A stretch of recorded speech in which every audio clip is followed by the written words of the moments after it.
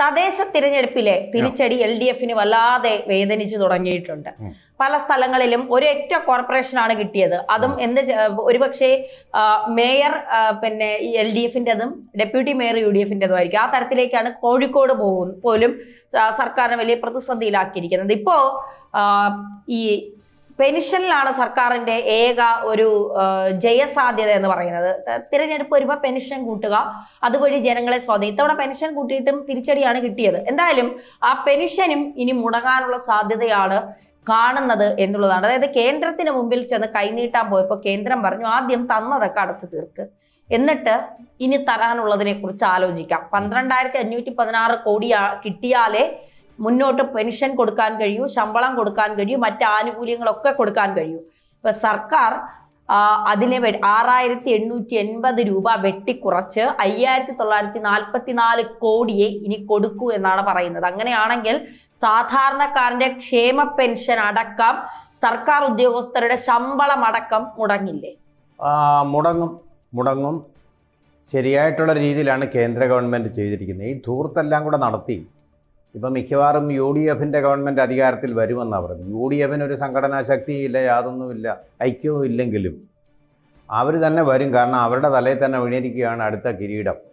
അത് അവരുടെ മികവ് കൊണ്ടല്ല, മറിച്ച് പിണറായി വിജയൻ ഗവൺമെൻറ്റിനോടുള്ള അതിഭയങ്കരമായ ഭരണവിരുദ്ധ വികാരം കൊണ്ട് തന്നെയാണ്. വേറൊരു ചോയ്സ് ഇല്ല. BJPക്ക് അതിനുള്ള ശക്തിയില്ല.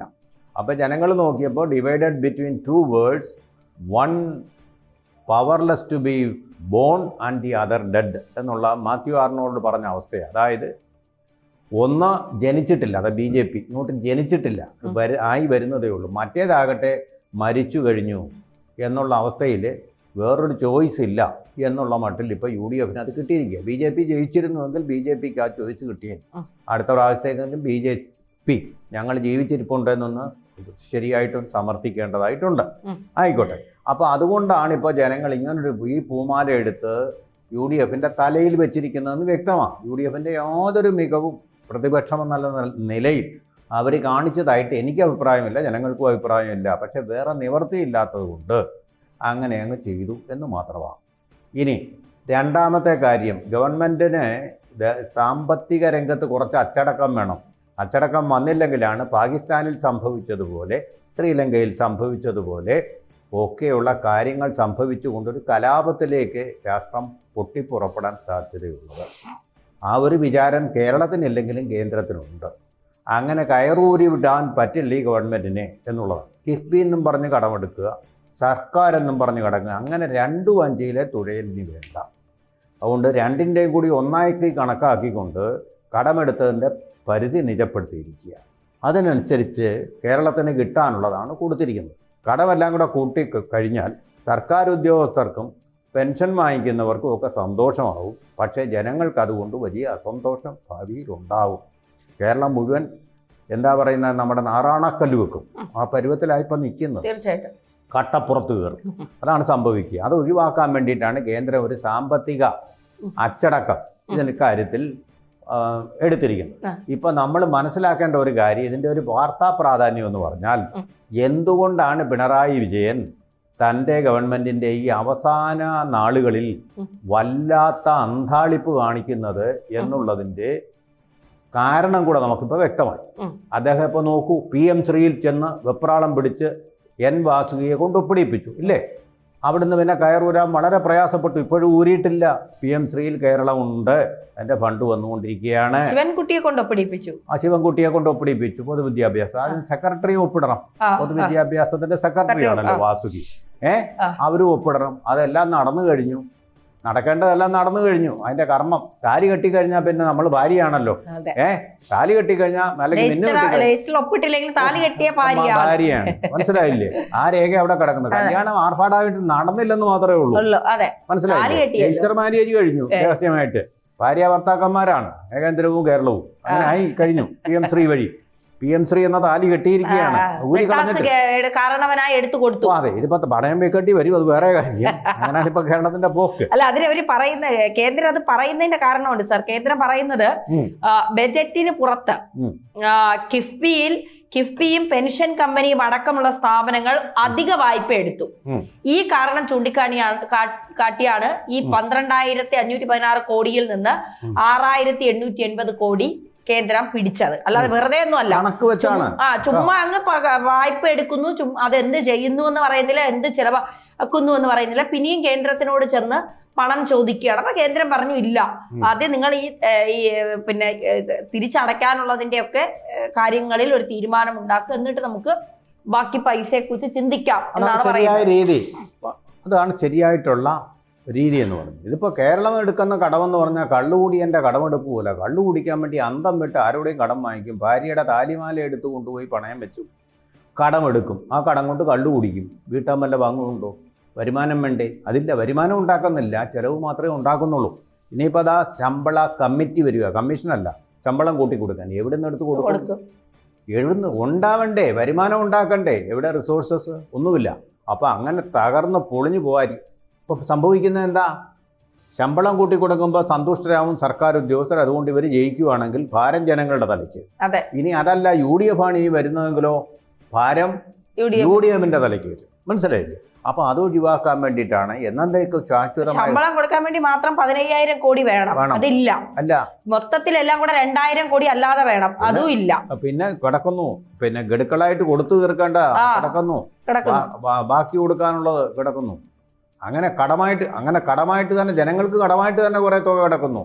കുടിശ്ശിക എന്ന് പറയും അതിന്. ആ കുടിശ്ശികയിൽ കുടി മാത്രമേ നടക്കുന്നുള്ളൂ. ഇപ്പോൾ കുടിശ്ശികയും കൊടുക്കാൻ പറ്റുന്നില്ല. ഇതിപ്പോൾ അങ്ങനെ വലിയൊരു പ്രശ്നമായിട്ട്. അതുകൊണ്ടാണ് ബന്ധപ്പെട്ട് പോയി ഗവർണറെ കണ്ടിട്ട് ഗവർണറുമായിട്ട് 50-50 തീരുമാനമായത്. മനസ്സിലായില്ലേ? ഒരു VC നിങ്ങളുടെ, ഒരു VC ഞങ്ങളുടെ, 50-50. അത് സോൾഡായേ. ഗവർണറുമായിട്ട് നല്ല ചേർച്ചയിലപ്പോൾ പോകുന്നത്. ക്രിസ്മസ് കേക്കും എല്ലാം കൊണ്ടു കൊടുത്തു. ഇനി ക്രിസ്മസിന് ബീഫും എല്ലാം വെച്ച് ആ മനുഷ്യന് കൊടുക്കും.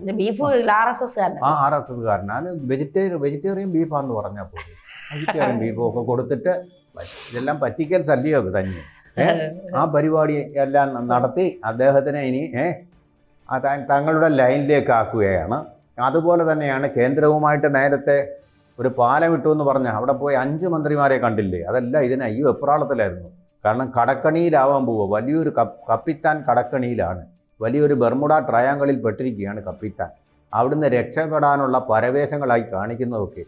അപ്പോൾ ഇതാണ് ഇതിൻ്റെ കാര്യം. സാമ്പത്തികമാണ് ഇതിൻ്റെ കാരണം. വലിയ പ്രതിസന്ധിയാവാൻ പോകുന്നു കേരളം. മനസ്സിലായോ? അപ്പോൾ കിഫ്ബി എന്ന് പറഞ്ഞ ഒരു വ്യാജ നോട്ട്, ഒരു ക്രിപ്റ്റോ കറൻസി, കിഫ്ബി എന്ന് പറയുന്ന ഒരു ക്രിപ്റ്റോ കറൻസിയാണ്. അത് വെച്ചാണ് ഇതിൻ്റെ നിത്യദാന ചെലവുകളൊക്കെ നടത്തിക്കൊണ്ടിരുന്നത്. അതിന് പറ്റിയ ഒരാളിനെ ഇവിടെ വെച്ചിട്ടുണ്ട്, KM എബ്രഹാം. അപ്പം ഞാൻ ചിരി മതിയല്ലോ, വേറൊന്നും പറയേണ്ടല്ലോ പുള്ളിയെക്കുറിച്ച്, കമൻ്റ് ഒന്നും പറയുന്നില്ല. IAS കാരനല്ലേ, അദ്ദേഹത്തിനുള്ള ബഹുമാനം അദ്ദേഹത്തിന് ഇരിക്കുന്നത്. അതിന് പറ്റിയ ആളിനെ അവിടെ വെച്ചിരിക്കുന്നത്. പിന്നെ ശബരിമലയ്ക്ക് ജയകുമാറിനെയും വെച്ചിട്ടുണ്ട്. ഈ ഗൾഫ് രാജ്യങ്ങളെല്ലാം പര്യടനം നടത്തിയതും ഇതുമായിട്ട് ബന്ധപ്പെട്ട് തന്നെയാണെന്നാണ് ഞാൻ സംശയിക്കുന്നത്. അല്ലെങ്കിൽ ഇത്ര പരാക്രമം പിടിച്ച് മോദി നടത്തിയത് 3 രാഷ്ട്രങ്ങളിലാണ്. ഇദ്ദേഹം ഗൾഫിലുള്ള സകലമാന രാഷ്ട്രങ്ങൾ ഒന്നും ബാക്കി വെച്ചിട്ടില്ല മോദിക്ക് വേണ്ടിയിട്ട്. അങ്ങനെയാണ് യാത്ര ചെയ്തത്. അപ്പോൾ അതൊക്കെ വെച്ച് നോക്കുമ്പോൾ തീർച്ചയായിട്ടും വരാനിരിക്കുന്ന ഈ സാമ്പത്തിക പ്രതിസന്ധി ഇപ്പോഴതിൻ്റെ കൂടാണ് തദ്ദേശ തെരഞ്ഞെടുപ്പിൽ തോറ്റു തുപ്പിയിട്ട് അതിൻ്റെ കൂടെ ഇപ്പോൾ ഈ കടത്തിൻ്റെ പകുതി അങ്ങ് കടുംപെട്ട് വെട്ടുകയും ചെയ്തു. ഇതോടുകൂടി ഇപ്പോൾ ഇടി വെട്ടിയവൻ്റെ തലയിൽ പാമ്പ് കടിച്ചു എന്നൊരവസ്ഥയിലാണ് ഇപ്പോൾ കേരള ഗവൺമെൻറ് എന്ന് തോന്നുന്നു. ഇതിൻ്റെ വിശദാംശങ്ങളൊന്ന് പറഞ്ഞേ, കണക്കിൻ്റെ വിശദാംശങ്ങൾ എന്ന് പറയുന്നത് ഏകദേശം ജനുവരി മുതൽ മാർച്ച് വരെ കരാറുകൾ അടക്കം ബില്ലുകൾ പാസ്സാക്കി നൽകാൻ 20,000 കോടി വേണം. ശമ്പളവും പെൻഷനും നൽകാൻ വേണ്ടത് 15,000 കോടിയിലേറെ. 2,000 രൂപയായി വർദ്ധിപ്പിച്ച ക്ഷേമ പെൻഷനും നൽകണം.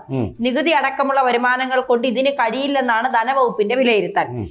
സംസ്ഥാന സർക്കാർ ഗ്യാരണ്ടി നിൽക്കുന്ന സ്ഥാപനങ്ങൾ വായ്പകൾ തിരിച്ചടച്ചില്ലെങ്കിൽ ഉപയോഗിക്കാനുള്ള കരുതൽ ഫണ്ട് രൂപീകരിക്കാത്തതിനാൽ 3,300 കോടി രൂപ നേരത്തെ കടമെടുപ്പ് പരിധിയിൽ നിന്ന് കേന്ദ്രം വെട്ടിക്കുറച്ചിരുന്നു. ആകെ ഗ്യാരണ്ടി നിൽക്കുന്ന എത്ര തുകയാണ് കേന്ദ്രം ആകെ ഗ്യാരണ്ടി നിൽക്കുന്ന തുകയുടെ 0.5% വീതം 5 വർഷം കൊണ്ട് 2.5% കരുതൽ ഫണ്ടിൽ നിക്ഷേപിക്കണമെന്നും കേന്ദ്രം സമ്മതിച്ചതോടെ തടഞ്ഞുവെച്ച 3,300 കോടി അന്ന് അനുവദിക്കും എന്നായിരുന്നു പ്രതീക്ഷ. കാരണം കാലൊക്കെ പിടിച്ചപ്പോൾ അനുവദിക്കും എന്നായിരുന്നു. എന്നാൽ 2.5% തുകയും ഒറ്റയടിക്ക് ഫണ്ടിലേക്ക് മാറ്റണമെന്ന പുതിയ നിർദ്ദേശം എത്തിയതോടെ 3,300 കോടിയും എന്ന് പറഞ്ഞാൽ 27,000 കോടി രൂപ അടിയന്തരമായിട്ട് കേരള ഗവൺമെന്റിന് ചെലവുണ്ട്. പക്ഷെ ഒന്നും ഇപ്പോൾ കേന്ദ്രത്തിൽ നിന്ന് കിട്ടില്ല ഇല്ല എന്നുള്ളതാണ്. 27,000-ന്റെ കടം മുടിച്ച പിന്നെയും പിച്ച ചട്ടി എടുത്തിറങ്ങേണ്ടി വരും കേരളത്തിലെ സാധാരണക്കാര് തെണ്ടാനായിട്ട്. അതാണ് ഇപ്പൊ നമ്മുടെ 3 ലക്ഷമായിരുന്നു ഇപ്പൊ കടം. ഇതും കൂടെ വന്നതിന്റെ അതിന്റെ ഒരു വീതാംശം കൂടെ കടമായിട്ട് നമുക്ക് കിട്ടിയിരിക്കുകയാണ്. അതാണ് സാമ്പത്തിക പ്രതിസന്ധിയിലാണ് കേരളം. ഗുരുതരമായ സാമ്പത്തിക പ്രതിസന്ധിയിലാണ് KN ബാലഗോപാലും പിണറായി വിജയനും കൂടി കേരളത്തെ കൊണ്ട് എത്തിച്ചിരിക്കുന്നത്. അതിൻ്റെ നാണക്കേട് മറച്ചു വയ്ക്കാനുള്ള ശ്രമമാണ് PM ശ്രീ പദ്ധതിയും അതുപോലെ തന്നെ കേരള ഗവർണർ അനിൽകുമാർ. അതിലൊക്കെ വലിയ രസം, അനിൽകുമാർ രജിസ്ട്രാർ അനിൽകുമാർ എന്ന് പറഞ്ഞ് എന്തുവായിരുന്നു, കരസേനാധിപനെ പോലെ യൂണിവേഴ്സിറ്റിക്ക് യുദ്ധം ആർഷോയും കൂട്ടരും SFIക്കാരും അതുപോലെ DYFIക്കാരും CITക്കാരും എല്ലാം കൂടി എഴുന്നള്ളിച്ചുകൊണ്ട് നടന്നത് എന്തുവായിരുന്നു. ഇപ്പോൾ ഗവർണറെ ഇപ്പോൾ EL പോലെ പറത്തിക്കും, EM പൂശിയിട്ട് EL പോലെ പറത്തിക്കുമെന്നുള്ള മട്ടിലല്ലേ ഭീഷണി സ്വരങ്ങളുമായിട്ട് പോയേ. അയാളെ ഇപ്പോൾ ബലി കഴിച്ചു. അയാൾ എന്ത് ചെയ്യും? അനിൽകുമാറെ നാണമുണ്ടോ നിങ്ങൾക്ക്? CPMൻ്റെ ലേബലിൽ നിങ്ങളെ ഏതോ പ്രൈവറ്റ് കോളേജിൻ്റെ പ്രിൻസിപ്പലായിട്ടിരുന്ന നിങ്ങൾക്ക് യോഗ്യതയുണ്ടോ നിങ്ങളൊന്നും ആലോചിക്കണ്ടേ? കേരള യൂണിവേഴ്സിറ്റിയുടെ രജിസ്ട്രാറായിട്ടിരിക്കാൻ അവിടെ വന്ന് ഇളിച്ചും കൊണ്ട് വന്ന് നിന്നല്ലോ. നിർലജ്ജം. അന്നേ ഞാൻ പറഞ്ഞു നിൻ്റെ ദിനങ്ങൾ എണ്ണപ്പെട്ട് കഴിഞ്ഞതാണെന്ന്. ആർഷോ എവിടെ നിന്ന്? നിങ്ങളുടെ ആർഷോ എവിടെ? എന്താ ഇപ്പം ആർഷോ എവിടെ നിങ്ങളുടെ? നമ്മൾ പണ്ട് പറഞ്ഞ പോലെ ആരാധകരുടെ ഇന്ന് നിന്റെ അന്തപ്പുരം എവിടെ? പോയില്ലേ? അവിടെ ഇരുന്നോണ്ട് ഗവർണറെ ഭരിക്കാമെന്ന് വിചാരിച്ചു. താൻ ആരാണെന്ന് ഇപ്പൊ തനിക്ക് മനസ്സിലായല്ലോ. താരാണെന്ന് തനിക്ക് മനസ്സിലായില്ലെങ്കിൽ ഞാൻ ആരാണെന്ന് തനിക്ക് ഞാൻ പറഞ്ഞു തരാം എന്നുള്ളതാണ് അല്ലേ? ഇതാണ് ഇപ്പൊ സംഭവിച്ചിരിക്കുന്നത്. അനിൽകുമാർ ഇരിക്കേണ്ടിടത്ത് ഇപ്പോൾ പോയി ഇരിക്കുക. ദേവസ്വം ബോർഡ് കോളേജ്, ശാസ്താംകോട്ട ഒരു ദേവസ്വം ബോർഡ് കോളേജ് ഉണ്ടല്ലോ, അവിടെ പോയിരിക്കുക.